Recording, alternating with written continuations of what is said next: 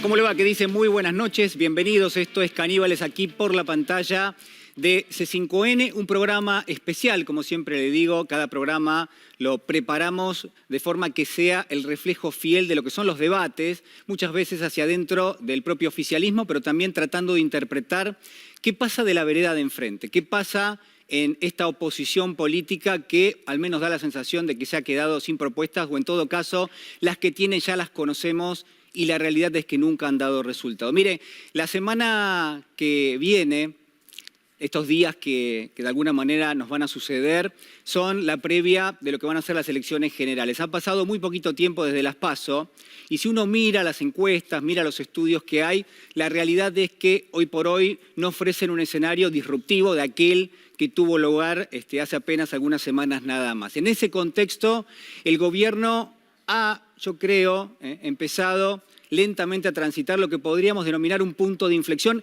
en su agenda de trabajo. Y es así que el propio presidente, Alberto Fernández, ha regresado hace algunas horas nada más de un encuentro importantísimo en el marco del G20. Allí el presidente de la Nación planteó, entre otras cuestiones, algo fundamental, que es que se revise en términos generales la arquitectura financiera a nivel global. Claro, lo hace en un contexto donde la Argentina necesita obligadamente que esa revisión opere para flexibilizar la situación que enfrenta nuestro país. El presidente propuso no solamente que sea el Fondo Monetario el que revise su política de sobrecargos, y esto es muy importante porque implica para la Argentina prácticamente $1.000 millones de aquí en adelante en el repago de ese préstamo fastuoso, totalmente ridículo que ha tomado el expresidente Macri y que ahora tenemos que resolver a ver cómo se paga, sino además también lo que propuso el presidente Alberto Fernández es ni más ni menos que la creación de una nueva línea de créditos para el Fondo Monetario Internacional, una línea que pueden utilizar otros países, pero que sin ninguna duda podría aplicar para la Argentina y esa podría ser una de las ventajas, una de las salidas que probablemente el país pueda tomar de existir esta nueva línea. Claro, las noticias que llegan del frente externo no son tan alentadoras. El propio Fondo Monetario tiene una burocracia muy importante y al mismo tiempo países que son relevantes en el marco del board del Fondo Monetario, que van a votar justamente, entre otras cuestiones estas que le estoy mencionando, la realidad es que han enviado mensajes, yo le decía, bastante áridos, ¿no? Hablamos de los Estados Unidos, también el caso de Alemania. Bueno, son países muy relevantes en el marco del fondo que al menos hasta ahora no acompañarían lo que es la votación. De todas maneras, lo que quiero marcarle con esto es que el gobierno ha dejado abierta una puerta de diálogo. El propio presidente se encontró con Cristalina Georgieva, la titular del Fondo Monetario, en la ciudad de Roma hace algunos días nada más, y por lo menos uno podría decir que la negociación sigue avanzando. 24 horas después de este encuentro, el ministro Martín Guzmán mantuvo, escuche bien, prácticamente una reunión de 12 horas con los principales funcionarios del Fondo Monetario, entendemos, para tratar de revisar cuáles son las condiciones que le impone el fondo y cuáles son las condiciones en las cuales la propia Argentina estaría dispuesta a cerrar un acuerdo. Vamos a preguntarnos en instantes nada más en nuestro programa si es totalmente indispensable cerrar con el Fondo Monetario. ¿Qué podría implicar no hacerlo? Y sobre todas las cosas, cómo se anuda una agenda que no es solamente macroeconómica. El presidente no solamente tiene que ocuparse de lo que pasa con la deuda, no solamente tiene que proponerle, por ejemplo, a los países que hay un canje que se puede llegar a dar entre activos climáticos que tiene la Argentina y la deuda de carácter financiero que enfrentamos, que esta ha sido también una propuesta en el marco del COP26, sino además cómo se sale de aquí en adelante a partir de lo que va a ser un resultado electoral, un resultado que desconocemos, pero que si guarda una relación relativamente directa con respecto a lo que pasó en las PASO, bueno, va a proponer, creo yo, un punto de inflexión también de características políticas. Mire, lo entrevistaban el presidente de la Nación de la agencia TELAM hace algunas horas nada más, y él marcaba algo fundamental, que yo quiero proponerle pensar esta noche. El gobierno puede retomar esa agenda que fue parte de su campaña cuando resultó electo Alberto Fernández para presidente, puede retomar esos temas que se vieron interrumpidos por la pandemia. Esto decía. En tan solo 99 días todos los indicadores mejoraron, incluyendo la recuperación salarial, que después volvió a caer como efecto de la pandemia. Yo lo que creo es que la Argentina entró en un proceso de crecimiento muy vertiginoso y muy rápido, que vamos a tener un proceso de inversiones muy vertiginoso y muy rápido, que tenemos que pelear mucho contra los agoreros que muestran el futuro como un futuro negro. Es que uno va a discutir con los acreedores de Argentina y se encuentra con que hay acciones explícitas de argentinos jugando en contra de su propio país. Eso es muy impactante y es raro de ver, pero pasa. Pero pasa, ¿eh? Y los vemos con nombre y apellido y vemos sus trabajos en inglés hechos para los acreedores. Bueno, muy bien. Yo le decía cómo anudamos este frente externo, donde el gobierno está haciendo gestiones, donde viajó el presidente, con lo que pasa en la cuestión doméstica. ¿Qué le pasa a las familias en la Argentina? ¿De qué está hecho, en todo caso, podría decirle, muchas veces la reacción de una parte de la sociedad que quizás en su momento votó a Alberto Fernández, pero que ahora tiene cierto malestar con lo que ha estado pasando, malestar con el contexto, malestar con el escenario y que las propuestas políticas del Gobierno Nacional no lo han dejado conforme. En ese sentido es importantísimo lo que está haciendo el secretario Roberto Feletti.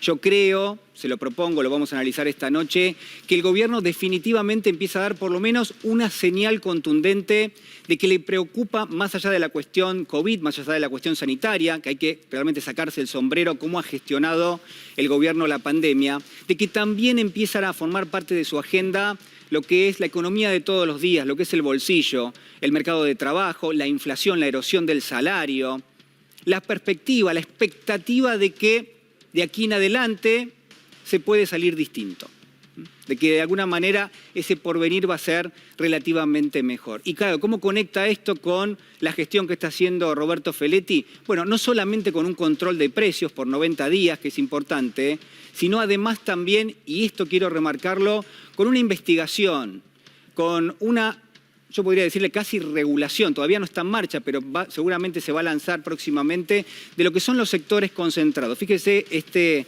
destacado de ámbito, donde nosotros damos, en principio, como primicia, justamente el monitoreo la última semana, entre el jueves y el viernes, de la Secretaría de Comercio Interior para 3 rubros fundamentales. Alimentos, por un lado, lo que son insumos difundidos, por otro, y medicamentos. Alimentos, insumos difundidos y medicamentos. El gobierno se mete de lleno, creo yo, en una pelea que la verdad vale la pena dar, que es con los oligopolios y con los monopolios que conforman la matriz productiva en la República Argentina. Vamos a ver cómo es esta correlación de fuerzas, de la cual también vamos a hablar a lo largo de nuestro programa. Pero sobre todo quiero anudar esto, quiero darle un final a esta editorial, diciéndole que el propio gobierno ya anunció lo que va a pasar después del 14N, después de las próximas elecciones, que es un llamado a un gran acuerdo nacional. Oposición, por supuesto los referentes del oficialismo, legisladores, sindicalistas, bueno, las organizaciones sociales, todos en principio tendrían que formar parte de este acuerdo social. ¿Sabe por qué? Porque la realidad económica en la Argentina es realmente muy crítica, porque la negociación con el Fondo Monetario se ha endurecido y porque realmente hasta el propio Fondo Monetario está pidiendo en este momento que la Argentina haga una demostración de fuerza de si todos los sectores están encolumnados detrás del gobierno para negociar ese acuerdo. No hay nada peor que no cerrar un acuerdo. Yo podría decirle hay algo peor que eso, que es cerrar un mal acuerdo, ¿no? Esto que le dice el ministro Martín Guzmán. Vamos a lo que van a ser los títulos del día de hoy, los desarrollos para nuestros caníbales de la jornada. En primer lugar, la campaña feroz en la recta final. Desopilante algunas intervenciones, bueno, ya desopilante no hay nada, ¿no? Por supuesto hay que revisar los adjetivos, pero la intervención, por ejemplo, de Patricia Bullrich, pero hay también otros referentes de la oposición política que la verdad que dejan mucho que desear. Lo vamos a estar analizando aquí con los y las caníbales. El segundo de los temas. Bueno, muy bien, allí está, ustedes están viendo qué va a pasar el 15N. Acá se cifran muchas expectativas, ¿no? Lo decimos, por supuesto, con mucha expectativa en función de cuáles son las acciones de carácter político, de carácter económico. No le digo cambios en el gabinete porque el gobierno ya vino haciendo algunos cambios importantes, pero la realidad es que se va a prestar mucha atención a lo que puede estar pasando a partir del 15N, sobre todo con la agenda que va a llevar adelante el gobierno nacional y con este acuerdo, gran acuerdo social que adelantó el titular de la Cámara de Diputados, Sergio Massa. Y señor director, el último de los temas, a ver si lo podemos ver. Ahí está, ¿eh? Bueno, ¿qué pasa con la negociación con el Fondo Monetario? No llego a ver bien, por eso tardo un poquito en leerlo. Siempre me pasa lo mismo. Voy a tratar de traer larga vista, Zubeira. Ahí está, Úrsula me señala. Ahí está. Negociación clave con el Fondo Monetario que se endureció. Yo tengo información, ahora les voy a estar compartiendo algunas cositas que traje del viaje a Roma y cuál es la perspectiva. Uno cuando está allí, de alguna manera puede observar las caras, ¿no? Los gestos de los negociadores del Fondo Monetario, qué es lo que le están pidiendo al gobierno nacional. El gobierno está, de alguna manera, entusiasmado, creo yo, con que todavía hay una ventana de oportunidad para conversar, pero las condiciones se han endurecido. Esto hay que marcarlo muy bien. Bueno, ya le doy la bienvenida a la doctora Natalia Salvo. Natalia, ¿cómo estás? Buenas noches. ¿Qué tal? ¿Cómo estás, Julián? Doctor Ubeira, ¿cómo anda? Bien, lo extrañaba. Dugan no es lo mismo. Está bien, pero no es lo mismo. No. ¿Cómo Dugan? Dugan está bien. Le agradezco mucho a Pablo Dugan. La verdad que un honor enorme que me haya...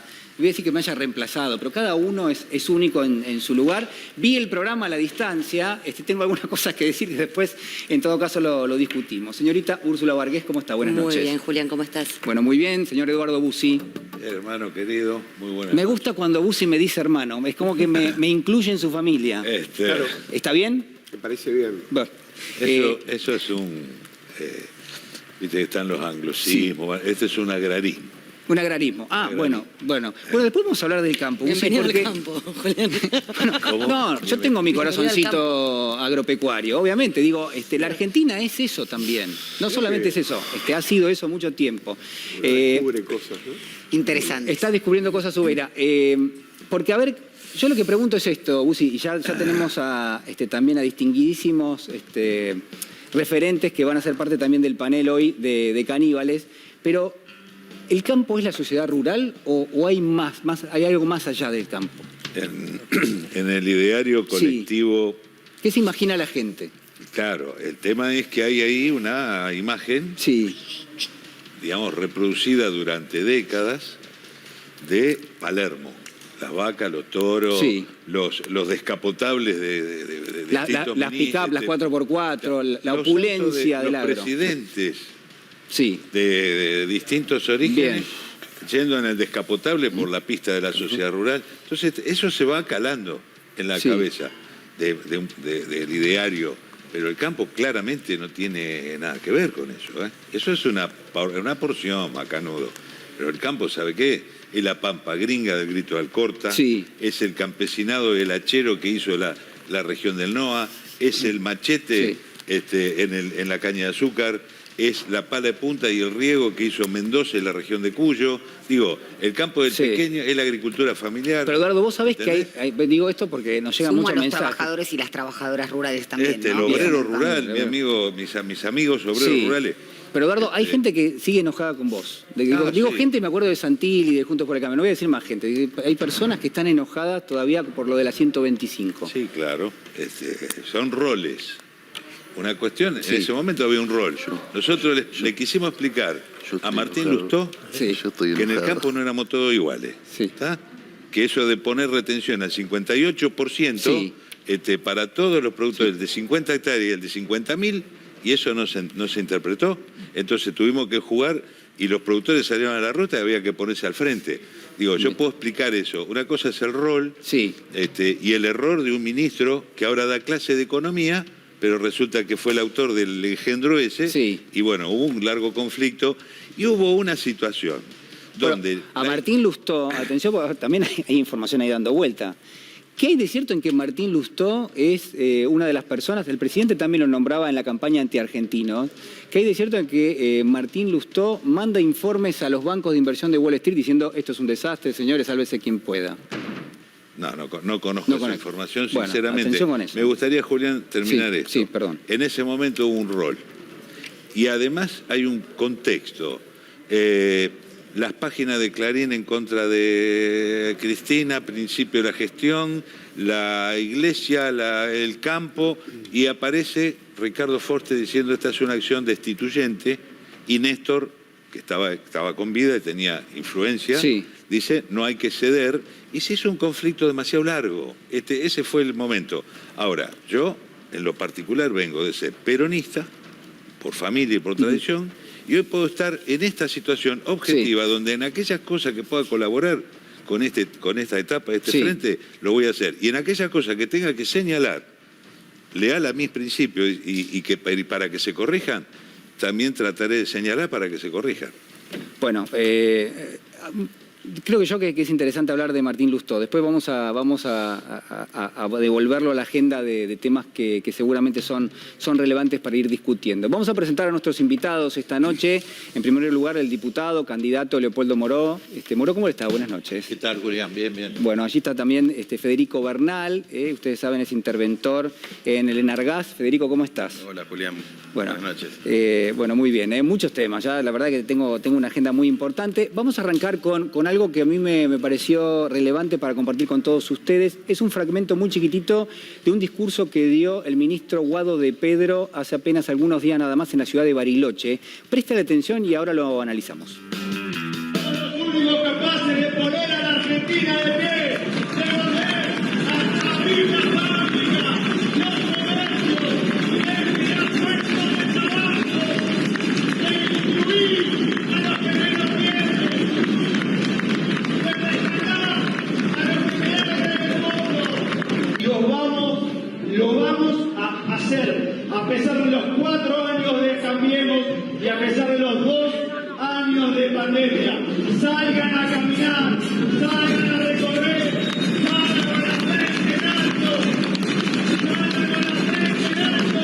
Somos peronistas, somos kirchneristas, somos los radicales de Alfonsín, somos los socialistas, somos los independientes, somos los que hicimos de pie a la Argentina y la vamos a volver a poner de pie.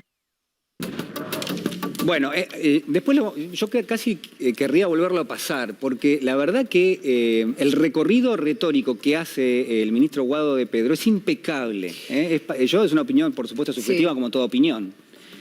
¿A ustedes qué les parece?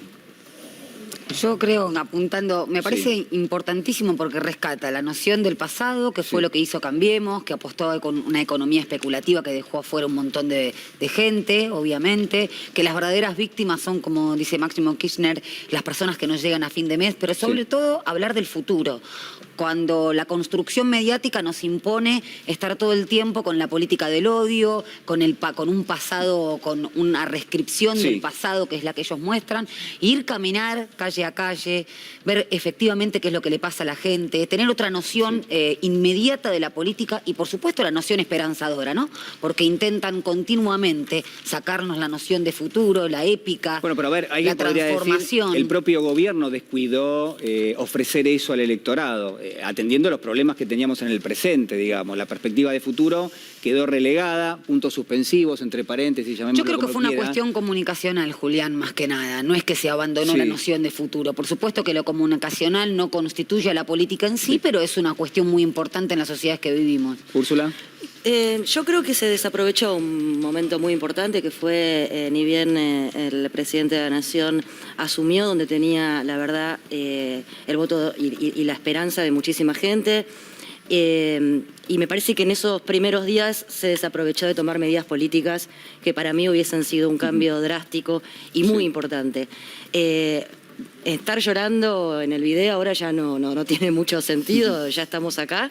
Lo que sí creo, y que sí coincido con Natalia, es que de cierta parte de la sociedad y sobre todo de los medios hegemónicos y de algunos referentes políticos, sinceramente uno cuando los escucha pareciera que vivimos en un país de mierda. Lo digo así literal porque así lo dicen, ¿no? Que quieren que nos vaya mal, que cuando alguien está hablando, por ejemplo, con inversiones nuevas, ahora esto de la energía verde de Australia, te cortan el micrófono cuando hablas bien del país. Yo me pregunto, ¿para qué se quedan? Digo, la verdad que Sí. quieren gobernar un país que odian. Bueno, a ver, hablando de la campaña anti-argentina, pero no necesariamente, exclusivamente de eso, fíjense lo que dice Rogelio Frigerio, candidato en Entre Ríos. Esta vez no hay espacio para el gradualismo. Bueno, esto lo hemos escuchado también del expresidente Macri, ¿no? Pide elaborar un plan detallado como nunca se vio para ofrecer como propuesta, ahí no llego a leer, que el rumbo del gobierno de Macri fue correcto, pero le faltó ritmo, ¿no? Este concepto... Desarrollista, Eso, como ¿no? dice. ¿Qué Pero pensás, Macri le faltó Gallego? ritmo, porque si llega a tener ritmo, hoy nos estamos abrazando todos en el fondo del mar, ¿no? Bueno, al menos son sinceros ahora, Lo que José. me parece que si le faltó ritmo, que no sé qué es lo que Sí. estaban esperando, ¿no? O sea, 100.000 millones en 4 años está bárbaro. Pero a ver, hay un nivel de conciencia de parte de la sociedad de que lo que se hizo fue un daño enorme. Le pregunto a Leopoldo Morón. Leopoldo, Hola, ¿qué tal? ¿qué tal? A ver, yo creo que sí. De todas maneras, tenemos una dificultad, que la pandemia prolongó una situación de crisis y que incluso en algunos aspectos se agravó. Por ejemplo, en el cierre de pequeñas y medianas empresas. Cerraron 25.000 con Macri sin pandemia, pero con pandemia siguieron cerrando. Y digo, eso me parece que impidió que la sociedad pudiera poner una pausa y tener en claro la diferencia que hay conceptual entre el gobierno de Macri y el gobierno que se inauguró en el 2019. Entonces es como que la sociedad no ha terminado de hacer un balance sobre esa situación y cree que hay una crisis que continúa, que pone en cabeza, en alguna medida, Sí. del gobierno, aunque esto no sea así objetivamente. ¿Por qué la pone en cabeza del gobierno? Bueno, por la misma razón que la pone en cabeza de cualquier gobierno del mundo que se sometió a elecciones en el marco de una pandemia. Ocurrió, hay un buen artículo hoy de Berbisky En el cohete, ¿no? el cohete a la luna respecto a esta cuestión, La peste. en donde hace un relato de la situación que está viviendo Estados Unidos en materia electoral, Biden, cómo ha perdido un estado que antes lo había ganado, o cómo ganó muy ajustadamente otro estado donde había tenido una gran diferencia. Ahora, esto no significa que no haya diferencias. Efectivamente, la orientación general del gobierno es sustancialmente distinta a la del gobierno anterior, pero ha sido difícil instalarlo esto como sentido común, como percepción común de la sociedad. Bueno, uno podría preguntarse cuáles son los dos modelos, y creo que está clarísimo cuáles son los dos modelos y propuestas que hay. Ahora, digo, hay cuestiones que son centrales, por ejemplo, las tarifas de los servicios públicos. Federico, yo miraba algunos cruces esta semana en Twitter tuyos con el gobernador de Córdoba, Juan Schiaretti. Digo, ¿se utiliza también la política tarifaria para tratar de politizarlo todo? Por lo menos de parte de la oposición, Sí. sí. Yo me vi en la obligación como funcionario de este gobierno a salir a desmentir al gobernador de la provincia de Córdoba en lo que fue una mentira lisa y llana.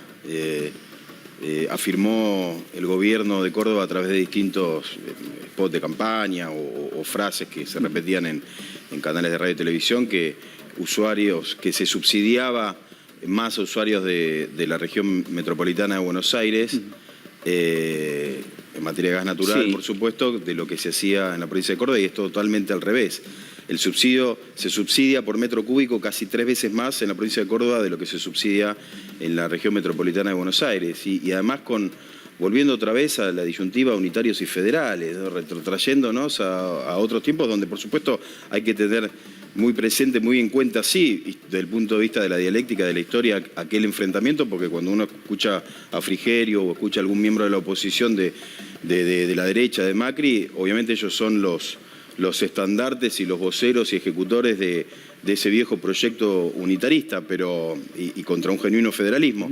Pero realmente cuando un gobernador apela a la mentira para seguir, para marcar una diferencia o una supuesta política contra los cordobeses, Sí. donde no existe, y además después dijo que la expresidenta Cristina Fernández de Kirchner había sido quien más discriminó a Córdoba, cuando en realidad se hicieron más obras de infraestructura y sobre todo energética en Córdoba que en Santa Cruz durante 2003 a 2015 y ni hablar durante los dos gobiernos de Cristina Fernández de Quiere Kirchner. decir que hay un relato que se está creando permanentemente en torno a una situación de la de los cordobeses, por ejemplo, que se supone que fueron desfavorecidos por la política de la vicepresidenta. Esto es Sí, así. sí, y por la política también de este gobierno.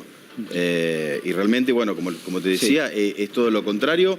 Yo particularmente el Enargás he tenido creo que con el gobierno de la provincia de Córdoba una cantidad de reuniones que difícilmente se me puede comparar con otra provincia, paradójicamente. Y ahora, hace poquito, días atrás, me escribieron desde la provincia para juntarnos y por supuesto me pareció un buen gesto de ellos y yo respondí que adelante, vamos a trabajar para que cada vez más cordobeses y cordobesas tengan gas natural y lo puedan pagar, porque acá lo que además está, lo que el gobierno de Córdoba y Schiaretti no puede desconocer es que gracias a la política de este gobierno nacional, de la instrucción que recibimos del presidente y la vicepresidenta, de volver a recuperar el servicio público como un derecho social que garantiza derechos humanos, con un proyecto de ley del Frente de Todos, que fue apoyado por los diputados de Schiaretti en Córdoba, de zona fría, beneficiamos a 3 millones de usuarios. En Córdoba, el 85% de los usuarios de la provincia de Córdoba van a recibir descuento del 30 al 50% en la factura todos los meses del año. O sea, eso es algo para destacar, celebrar y aunar esfuerzos y una política energética, en este caso, convergente, que pueda ser defendida por el gobierno de Córdoba, de la provincia de Córdoba y por el gobierno nacional. Pero ¿por qué esto no entra en debate? ¿Por qué no existe una discusión en torno, bueno, qué propone en este momento Juntos por el Cambio que no haya hecho antes y que no haya dado como resultado? ¿De cuánto fue el incremento de las tarifas en la época del expresidente Macri? ¿De cuánto estamos hablando? Bueno, en gas natural la factura promedio aumentó más de un 1000%. Empobreció a 9 millones de personas, de argentinos y argentinas. Casi 4 hogares de 10 hogares terminaron endeudados. La deuda del sector residencial en 2015 rondaba los 700 millones de pesos, terminó en por arriba de los 10.000 millones o cerca de los 10.000 millones de pesos. 5 de cada 10 pymes terminaron en 2019 endeudadas. Leopoldo hablaba del cierre de 25.000 pymes durante el gobierno de Macri. De esas 25.000, más de 13.000, casi 14.000 pymes cerraron porque no podían pagar la tarifa. 13.000 pymes. Nunca en la historia del servicio público de gas por redes un gobierno logró que se desconectaran tantas pymes como el gobierno de Macri. La expansión del servicio público residencial de gas por redes con Macri fue la peor de la historia. La peor de la historia. Y esto... Julián, si me permitís, a pesar del tarifazo, ¿no? Esto es algo dinámico, ¿no? Sí, totalmente. Porque, digo, para agregar a lo que dice él, en relación al falso cordobesismo, esta descripción que él hace, por ejemplo, en materia de política tarifaria, si la trasladás a los esfuerzos que hizo este gobierno nacional y el de Cristina y los anteriores para sostener el régimen previsional de Córdoba en materia de jubilados y pensionados, es aún mayor. Se sostiene desde la Nación. La deuda que tenía cuando asumió Fernández, Alberto, la presidencia, la caja de previsión de Córdoba, era monstruosa. Lo que pasa es que eso tiene que ver con un manejo político que se ha ido dando en la provincia de Córdoba y que daría para otra discusión, de que es el famoso cordobesismo, que lo fundó Angelos dándole la espalda al alfonsinismo y lo continuaron de la Sota y Schiaretti dándole la espalda al peronismo. Por eso incluso Schiaretti está en una situación electoral muy crítica. Y por eso le dieron espacio a lo que hoy es el macrismo en Córdoba. A ver, la discusión hacia adentro del Frente de Todos creo que tiene distintas líneas, distintos registros, no sé cómo lo ven ustedes. Hay un registro en particular que lo que le asigna al gobierno es falta de valentía, falta de audacia. Y en función de esto se dio un cruce muy interesante esta semana entre el periodista Alejandro Berkovich y Leandro Santoro, candidato en la ciudad de Buenos Aires por el Frente de Todos. Vamos a compartir un pequeño fragmento y lo analizamos. Se avanzó en la declaración de servicios públicos esenciales con las empresas de telecomunicaciones, que son las dueñas de los canales de televisión. Aumenta el 10% ahora en diciembre. Y porque lo frenó la justicia, Ale. Bueno, por eso. Bueno, a ver, pero gobernás vos, porque también es sencillo, ¿viste? O sea, vos agarrás y decís, es cuestión de voluntad. Porque además, ¿sabés qué? Creo que le haces mal a la gente, porque si la gente pensara que de verdad las cosas que no se hacen es por falta de coraje, la pregunta que es lo que te hice la vez pasada, ¿vos creés que de verdad hoy estamos en condiciones de declarar el default y de pedirle a los tipos que tienen los dólares afuera que los traigan para financiar los programas de crecimiento en la Argentina? Alejandro, por favor. Yo pensé que este iba a ser el gobierno que nos iba a sacar de encima la bota del Fondo Monetario. Yo también, Alejandro, pero apareció una pandemia en el medio de este bardo. ¿Qué parte es la que no se entiende de esto? Y cuando aparece la pandemia, a los 99 días, se destruye la economía y empiezan a suceder un montón de cosas que vos la conocés porque sos economista. Bueno, Sí, la verdad que uno los escucha, es muy interesante escuchar entera la entrevista de los dos y la verdad que uno podría coincidir con ambos en algún punto. No quiero ser tibia, pero la verdad que lo que piensa Berkovich, yo ya lo he dicho, soy de las que cree que no habría que pagar esta deuda, así que un poco las palabras de Berkovich son más parecidas a lo que yo pienso. También lo escuchás a Santoro, también se entiende que sería tremendo caer en default. Lo que sí yo vuelvo a señalar, y me parece que sí hay que arreglar con el FMI, pero también arreglar con quienes tomaron la deuda, por lo menos ante la justicia, pidiendo además una auditoría de cómo se pidió esa deuda, a dónde fue a parar ese dinero, no solamente sentarse para ver si sobrecargo sí, sobrecargo no, que es muy importante, sino también conocer de fondo a dónde fue a parar esa cantidad de dinero que incluso el expresidente Mauricio Macri dijo que fue para pagar a bancos. Pero vos cerrarías un acuerdo. Sí, pero me mostraría mucho. Yo no, ya sabés que no, pero es imposible. No, pero bueno, pero a ver, pero sí me lo o no, explican digamos. política. Yo no arreglaría, pero sé que sostenerlo políticamente es muy difícil. Bueno. Lo entiendo también, no me puedo poner en ese lugar. Pero sí me pondría mucho más confrontativa y señalando también que las deudas, tanto es responsable quien las toma como quien las da, ¿no? José. Sí, yo escuché esta conversación. Me parece que sí es verdad, le asiste razón en alguna parte a los dos. Digamos, yo he sido crítico del gobierno fundamentalmente en que, bueno, Napoleón decía l'audace, toujours l'audace, ¿no? O sea, la audacia siempre la audacia. Entonces yo no pretendo de alguna manera que Alberto Fernández cambie su ADN para transformarse en Lenin. Pero de alguna manera en este periodo, digamos, de la pandemia había 3 o 4 acciones que eran decisivas que tendrían que haberse tomado. Y por ejemplo, la pandemia no afecta de que vos amplíes la Corte Suprema de la Nación, porque es un trámite que lo decide Vilma Ibarra conjuntamente con el presidente haciendo una ampliación. O sea, lo que quiero decir es lo siguiente, se pudo haber hecho mucho más, digamos, desde el punto de vista institucional y seguramente lo económico quedó congelado en los términos en que todos lo conocemos. Pero bueno, ese reclamo de institucionalidad o, por ejemplo, vigilar concretamente qué es lo que hizo el Fondo Monetario Internacional cuando hizo este acuerdo. Porque ahora, por lo que yo me entero, la causa esta que se inició para averiguar cómo es que se tomó la deuda, ahora particularmente parece como que duerme el sueño de los justos. Leopoldo. Bueno, si pensamos que el fiscal de esa causa es Stornelli, no tiene mucho futuro. Por eso, digamos. Porque se supone o sea, la que investigación es el esa no va a acusador en prosperar. este caso. Pero más allá de estas cuestiones, a ver, es un tema de una enorme complejidad. Por eso es necesario involucrar a toda la sociedad en la discusión. No es una cuestión de una patrulla iluminada y vanguardista que va a hacer la revolución con el no pago al Fondo Monetario Internacional, pero tampoco es cuestión de ceder a las presiones, tanto externas como internas, que nos quieren llevar a un escenario que, por otra parte, más allá del gobierno, es inviable para la Argentina. Porque cuando se habla del tema del fondo, se ha escindido de la cuestión general de la deuda.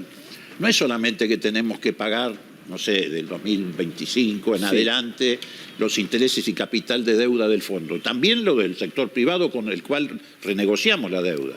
Y si bien es cierto, hubo una renegociación relativamente exitosa con el sector privado o con los fondos privados, porque hubo una quita significativa, esto no significa que no haya una carga también muy importante. Si vos sumás lo que hay que enfrentar del Fondo Monetario Internacional y lo que hay que empezar a pagar después de la renegociación con los fondos privados, es absolutamente imposible e inviable para la Argentina. Transformaría a la Argentina en un país que no solamente iría cayendo aún más en la pobreza, sino que perdería la democracia. Esto hay que tenerlo en claro. Vos decís que si pagásemos la deuda de la forma que quieren que la paguemos, pero olvidate, se destruye el sistema político. Pero totalmente. Bueno, sería es un una poco crisis muchísimo peor que la del 2001 en términos del sistema institucional y político de la Argentina. Pero entonces vos lo que estás diciendo es que no habría que pagarla, por lo menos en los términos hasta ahora. Hay que sentarse de otra manera. Y hay que, en primer lugar, y además en segundo lugar, hay que crear conciencia colectiva en la sociedad. No es cuestión de convencer a la Asociación Empresaria Argentina o sentar en la mesa a la nueva cúpula de la UIA. No son los factores que van a darnos músculo para enfrentar esta situación. Lo único que nos puede dar músculo para enfrentar esta situación es la sociedad. Y en la sociedad todavía no hay una conciencia colectiva arraigada acerca del significado que tiene esto. del significado social, del significado económico y del significado político institucional. En esta crisis, ¿a quién se le ocurre, después de una pandemia de estas características, tener que pagarle al fondo aún con algunos de estos alivios que teóricamente vendrían? A nadie, porque desaparece el sistema político. Además, se ha acentuado en el mundo el desequilibrio.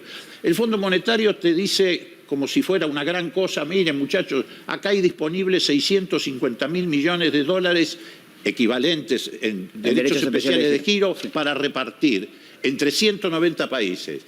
Pero antes de eso, 25 países, con la decisión del Banco de Inglaterra, del Fondo de la Reserva Federal de Estados Unidos y del Banco Europeo, repartieron en auxilio financiero 3 billones de dólares, 25 países. Y a los 170 restantes le dan una cuotita. No, muchachos, estamos en una situación de crisis muy severa. Entonces, es una cuestión realmente que no se puede definir en una mesa de la noche a la mañana. Bueno, sí, si nos alivian con las sobretasas. No, si nos alivian con las sobretasas, eso no significa nada en términos de la economía argentina. Y recordemos además que fue un dinero prestado y que toda la Comunidad Europea no quería prestarle ese dinero a Mauricio Macri, que fue la decisión final del expresidente de Estados Unidos, Donald Trump, y que también se sabe que fue para financiar la campaña de Mauricio Macri, que a pesar de tanto dinero no llegó. Pero algo muy interesante, perdón, Gordo, Mauricio Macri salió a decir el otro día que él en 5 minutos arreglaba con el fondo. Digo, y no es menor, porque más allá de que no se, digo, ¿qué se puede esperar, no? No se está hablando de un arreglo, si es mejor o peor en cuanto al tiempo que te lleva a arreglarlo. No, a veces, digo, el presidente también salió a decir que hay algo que tiene que ver con el famoso... Instalan que son unos inútiles quienes están hoy en el poder, que por eso tardan en negociar y que esto en 5 minutos se arregla. Sí, a la manera que arreglan ellos, que seguramente será con el pueblo sufriendo, ¿no? Eduardo y Natalia. A ver, yo vengo de sobrevivir de la década de los 90, un sobreviviente. 100.000 productores desaparecidos después de la desregulación de Antonio Domingo Felipe Cavallo, digamos, endeudamiento en el Banco Nación.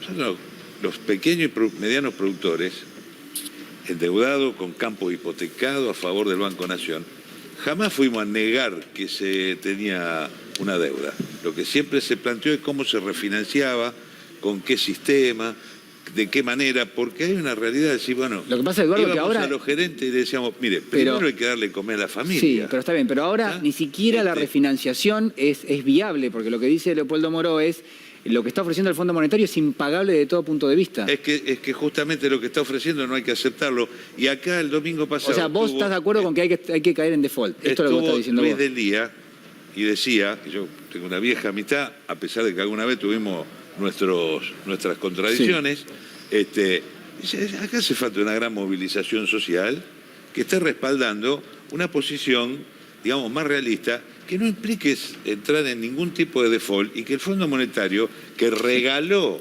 a un... Bueno, pero no está pasando, a Eduardo. un dolarducto, a un gobierno irresponsable, 50.000 millones de dólares, resulta que ahora hay que hacerse cargo en los términos que dicen ellos. Pero, y hermano, no se puede, este es el problema. Natalia. No, me acordaba del teorema de Baglini, o sea que por fuera de las responsabilidades, o cuando más alejado se está de las responsabilidades del gobierno, más fácil es pronunciarse acerca de lo que creo que todos estamos de acuerdo, que sería lo beneficioso. Digo, remitiéndome de vuelta a esta puja entre Santoro y Berkovich. Y me parece que es un poco lo que pasa en la sociedad con todos y todas las que queremos, obviamente, que Argentina esté bien y que no caiga el default desde ya. Y tiene que ver con esto, o sea, hay términos en los cuales ya el mismo presidente de la Nación nos dijo que no se va a llegar a un acuerdo y que tiene que ver con seguir ajustando a los argentinos y a las argentinas que van a terminar pagando, generaciones actuales y futuras, este préstamo. Pero eso no quiere decir, obviamente, que no se ceda o que no se siga negociando. Me parece que estamos en un estado de tensión importante, porque estos son los órganos multilaterales de crédito que manejan, en definitiva, y lo que dice Leopoldo me parece una dimensión central. Que pasa lo mismo con la reforma judicial, la apropiación por parte de la sociedad de una temática que la va a involucrar acá y en el futuro. Bueno, sí, a ver, Leopoldo. A ver, es una trampa discutir alrededor del default. Digo, en primer lugar, porque no hay que dejar de lado la posibilidad de un default social y político. No es solamente una cuestión de naturaleza, es esencialmente económica. Estamos sobre un polvorín de pólvora, sobre un polvorín en América Latina y en Argentina. Entonces, es una cuestión que no nos podemos plantear en esos términos. No se trata de decir, vamos a un default desde el ángulo de la irresponsabilidad trotskista. De lo que se trata es de decir, señores, en estas condiciones no hay posibilidades reales de pagar. Lo dijo Kirchner en su momento, cuando les dijo a los acreedores de la Argentina que en esas condiciones no se podía pagar, si no nos dejaban crecer. Y bueno, lo que nosotros queremos es crecer para pagar, pero para pagar en condiciones que sean viables para la Argentina, no en estas condiciones. Yo puedo crecer e ir a buscar donde está la plata. Porque acá no es... O sea, crecer es un proceso que implica esa es más otra generación. discusión. Sabemos dónde está la plata. La plata está fuera de la Argentina, la plata está en los paraísos fiscales, la plata está en las sociedades offshore. Además, sin crecer 10 centímetros, hay fortuna que se va por el río Paraná. ¿Estamos?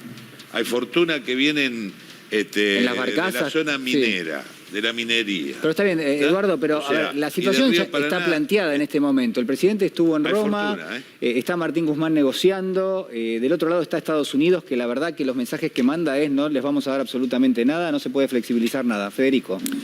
Sí, a ver, hago un poco el parangón con lo sucedido en materia tarifaria.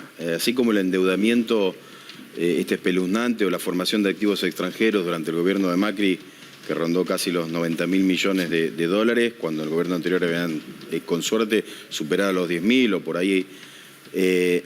Con el endeudamiento pasó algo muy similar con la cuestión tarifaria. El endeudamiento fue odioso, una doctrina de la deuda odiosa que hasta el mismo FMI la rescata en una de sus blogs.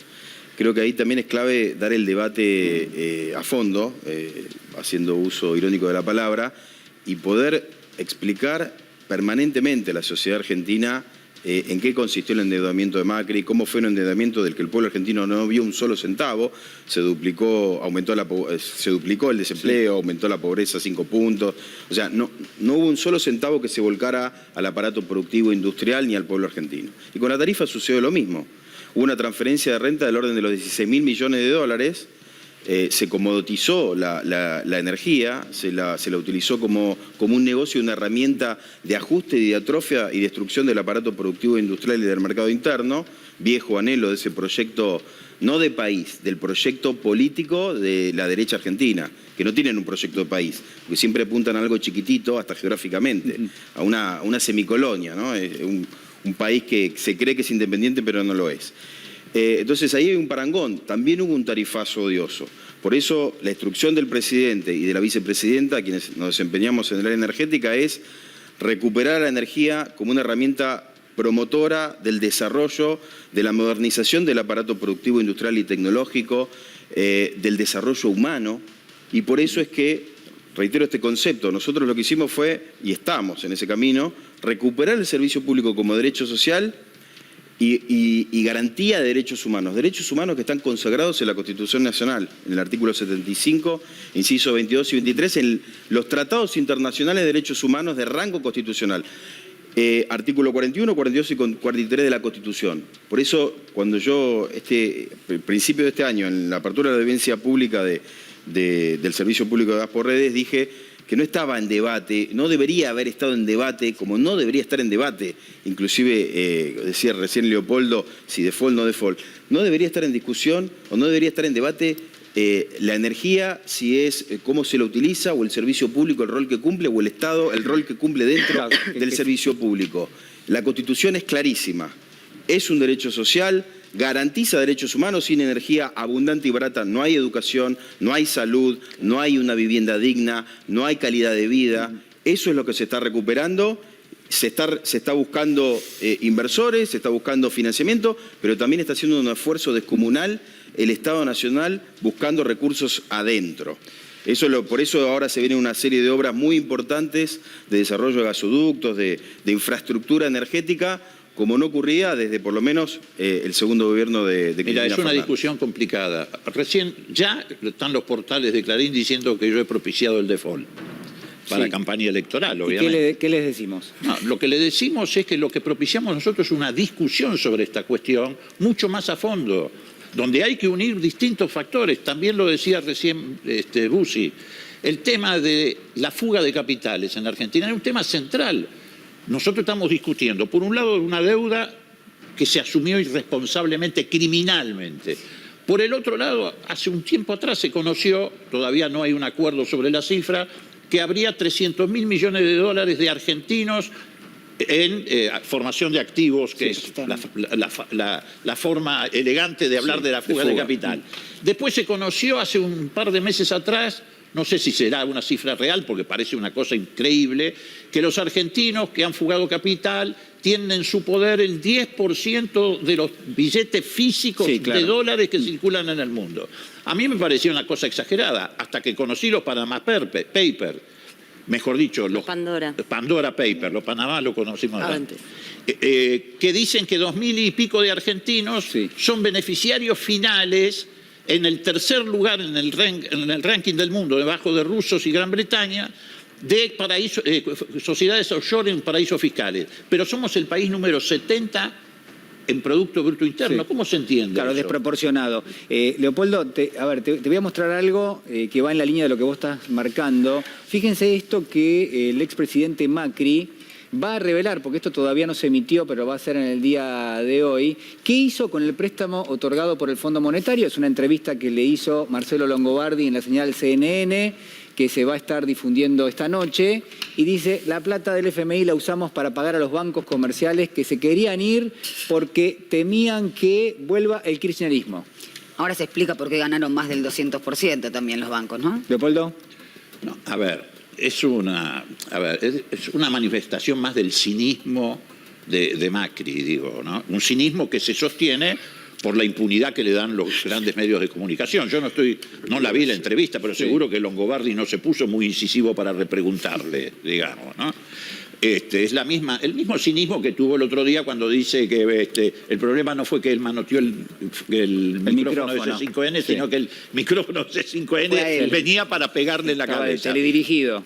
Pero es absurdo, digo. Todos sabemos que se fue al Fondo Monetario Internacional porque él llevó a la Argentina a un default en términos prácticos después de que el sector privado, el capital privado, le dijera no va más, nos queremos ir. Pero no porque venía el kirchnerismo, se querían ir porque se venía una debacle en términos de una deuda que ya se había transformado en el 2018 en absolutamente impagable. Y entonces el que hizo dijo, bueno, sigamos para adelante. ¿Cómo? De la misma manera que Vidal le propuso en el debate a Santoro el otro día, con más deuda. Con más deuda. ¿Y cuál era el lugar donde ir a buscar más deuda? El Fondo Monetario Internacional.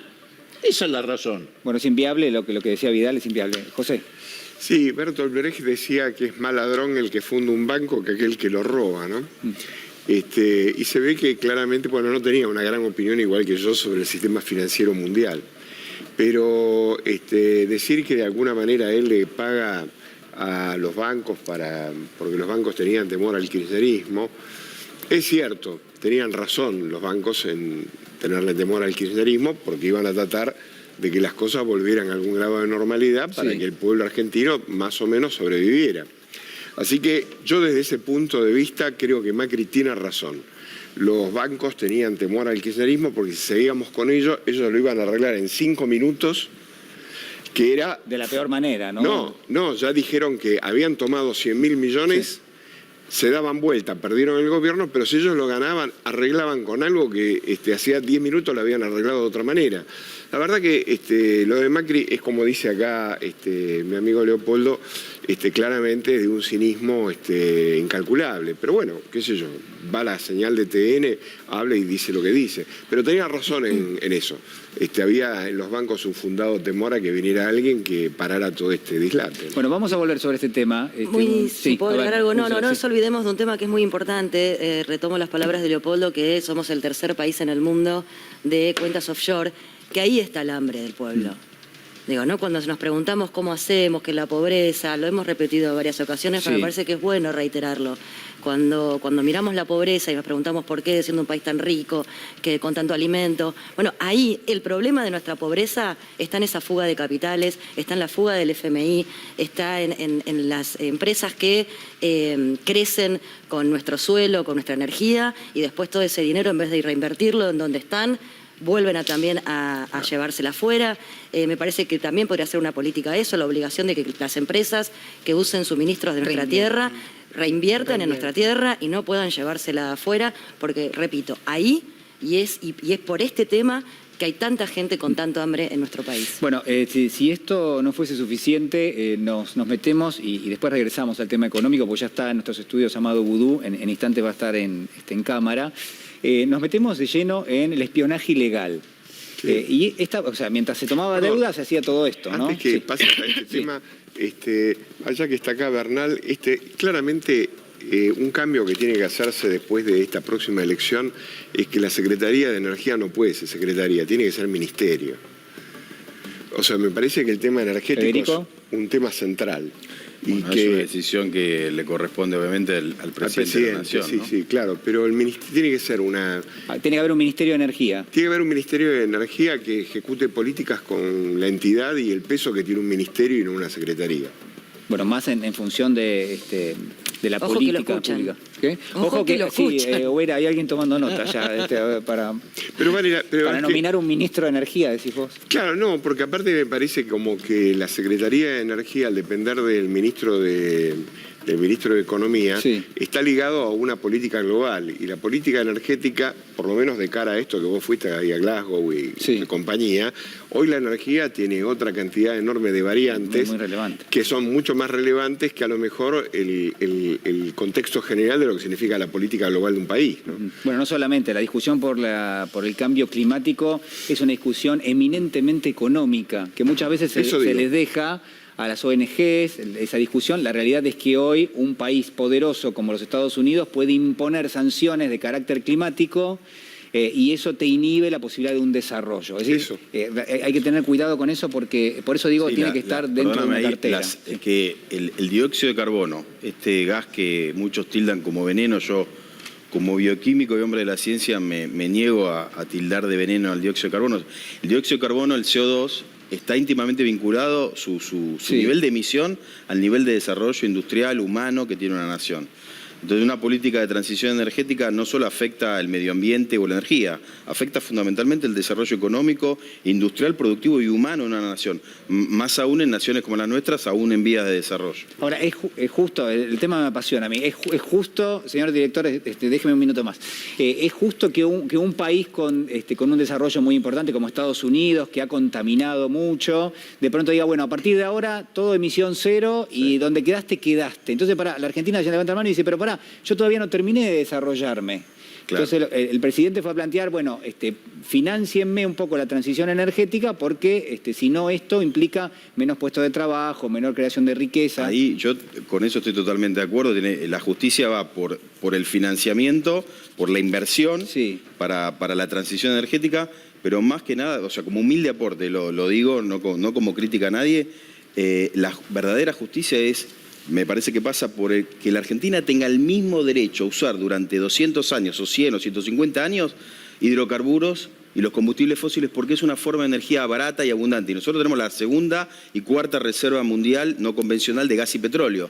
Entonces, yo quiero que me financien la transición, pero también quiero tener el mismo derecho que tuvo Inglaterra, Alemania, Estados Unidos y otras naciones desarrolladas a utilizar el carbón, el gas, el petróleo, los combustibles fósiles, que fueron claves en el desarrollo industrial y productivo de esos países. Bueno, después volveremos sobre este tema seguramente a lo largo de los próximos programas. Nos metemos de lleno en el tema de espionaje y en ese contexto una denuncia que hizo en el marco de una declaración que presentó por escrito el juez Alejo Ramos Padilla. A ver, señor director, si tenemos, ahí está, tenemos el material, una nota que publica El cohete a la luna de Horacio Berbisky, y que se titula El mayor sistema ilegal de escuchas.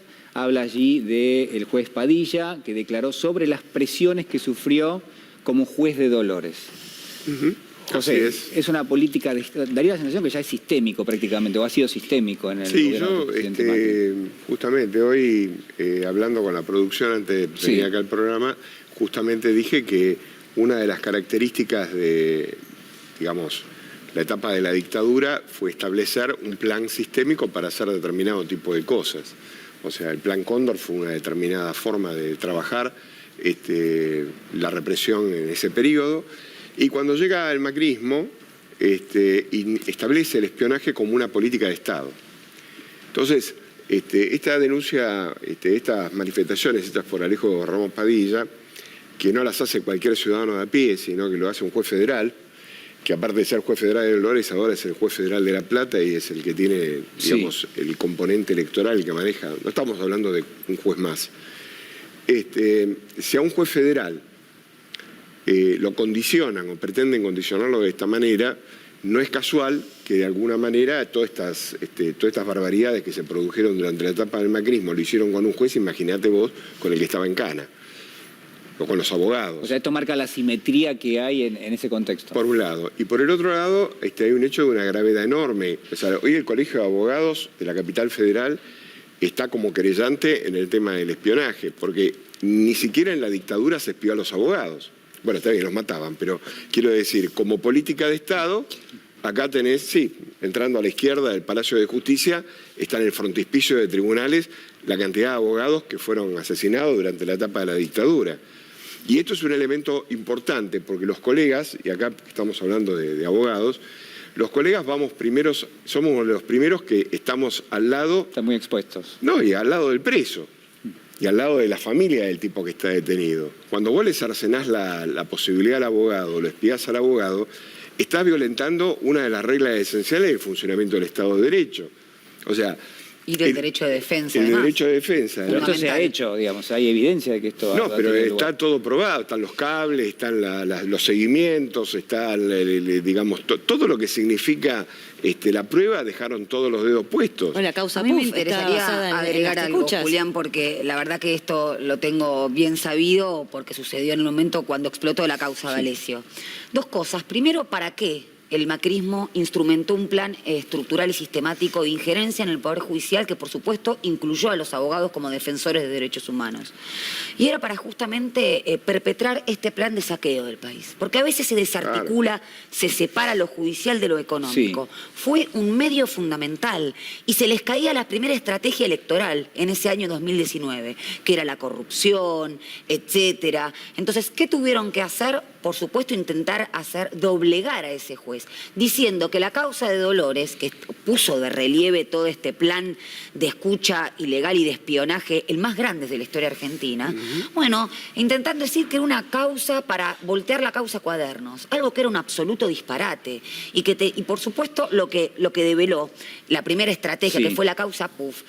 Otra de las cosas, esas escuchas se obtuvieron a través del penal. Ya habían cableado y lo vimos todo el penal, escuchaban a todos los detenidos, los funcionarios, los no funcionarios. Y oh casualidad, ¿quién tenía transcripta en un día esas escuchas para pasárselas a Stornelli? Stornelli justamente y Carrillo, que fueron los que hicieron el 8 de febrero la denuncia por el operativo PUF, que en realidad fue al revés, fue la estrategia para voltear la causa de Dolores. Y ahora, en este caso particular, lo tenés al juez Baba, que en otro, digamos, por otro tema y por otro episodio, ahora lo pretenden condicionar. Claro, como no pueden escuchar más a nadie y como ya no pueden hacerlo, entonces ahora al juez lo quieren condicionar de todas las formas posibles. O sea, parece que la jurisdicción te lleva el nombre que corresponde, Dolores, ¿no? O sea, es un dolor, la verdad, ir a Dolores. Pero ahora lo están intentando con el juez Baba. Exactamente el mismo, digamos, desde afuera, obviamente, lo tratan de condicionar. Entonces...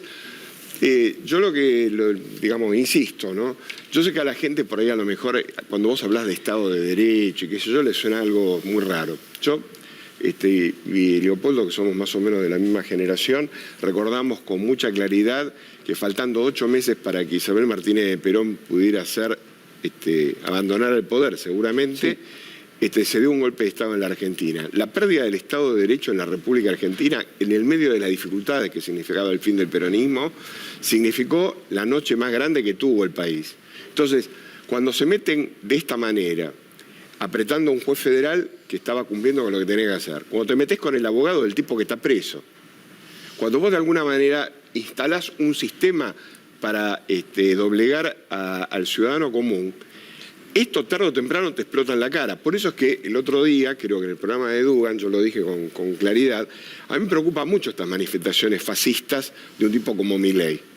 Porque no me vengan con el tema que es libertario. El tipo es un facho. Y son unos sinvergüenzas todos estos tipos, como la Bullrich o todos estos tipos, que lo que prohijan es un estado de violencia y de salvajismo.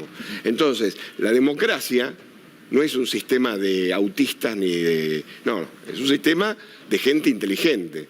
Y acá hay que ponerle algún coto a la actividad de estas personas. Porque además es un sistema que está vigente, Sí. Julián, ¿eh? A ver, o sea, la Leopoldo. connivencia entre los Sí. medios, agrego esto, la connivencia entre los medios, cierto sector del Ministerio Público Fiscal Totalmente. y de la Justicia, Los y ahora medios lo hicieron sobre con el tema de todo, López, parte. ¿eh? Y sobre candidatos, no nos Y lo olvidemos hacen- también, porque también fueron espiados los propios, Santilli, Vidal, Larreta. Yo ayer pensaba, digo, ¿cómo? Suponiendo, ¿no? Llegan al poder. Digo, se les nota incómodos cuando el expresidente Mauricio Macri hace algunas declaraciones poco felices respecto a algo, se quedan callados, no salen a decir absolutamente nada.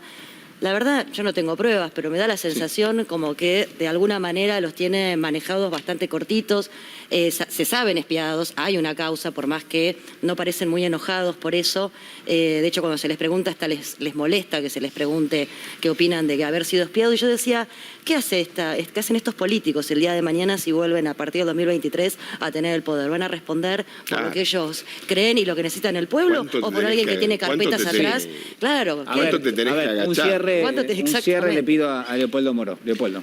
Bueno, mira, yo tuve, entre comillas, el privilegio, por ejemplo, de escuchar en la Comisión de Fiscalización de los Organismos de Inteligencia directamente las confesiones de los agentes que espiaron a Santilli, que espiaron a Larreta además le arruinaron hasta su vida personal por ese espionaje. Y uno se pregunta, vos lo preguntás, y bueno, ¿por qué no dicen nada? Sí. Porque hay una cuestión acá que hay que entender. En primer lugar, esto no fue el accionar típico de los servicios de inteligencia en la Argentina, que hacían una especie de espionaje preventivo, que está muy mal. Pero ese espionaje donde pretendían saber qué ibas a hacer vos mañana, si ibas a promover una manifestación, etc. Esto fue otra cosa. Esto fue un plan sistemático de espionaje ilegal y extorsión política.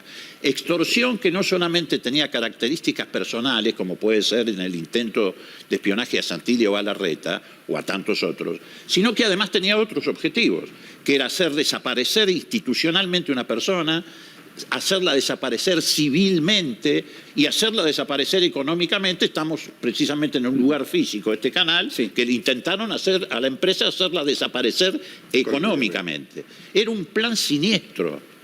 ¿Por qué? Porque además, para ejecutarlo, instalaron en el Estado una mafia. Era un Estado clandestino, un Estado secreto. Llegaron al punto tal de armar grupos operativos dentro de la estructura del Estado, pero sin los profesionales de la inteligencia, para que no se filtrara lo que estaban haciendo. Entonces era una serpiente de varias cabezas. Espionaje ilegal a través de la AFI, espionaje a través de la AFIP, espionaje fiscal, a través de la UIF, espionaje financiero, a través de migraciones, espionaje sobre el movimiento de personas. Y espionaje desde el Servicio Penitenciario Federal y Provincial. Yo vi las fotos, las vi yo, del Melchor Romero cableado porque estaban esperando la detención de los dos Moyanos. Las tenemos en nuestra comisión. Ahora está muy bien lo que dicen ustedes. Todo esto puede ser hasta una película, de terror. Pero el tema es hacer entender por qué se hizo esto. claro. Y se hizo para ejecutar esta política económica que acabamos de discutir, nos ha llevado al desastre de la fuga de capital, del endeudamiento externo. Esa es la razón. Leopoldo, le agradezco muchísimo. Ha sido muy amable. Federico también. Muchísimas gracias. Ha sido muy amable.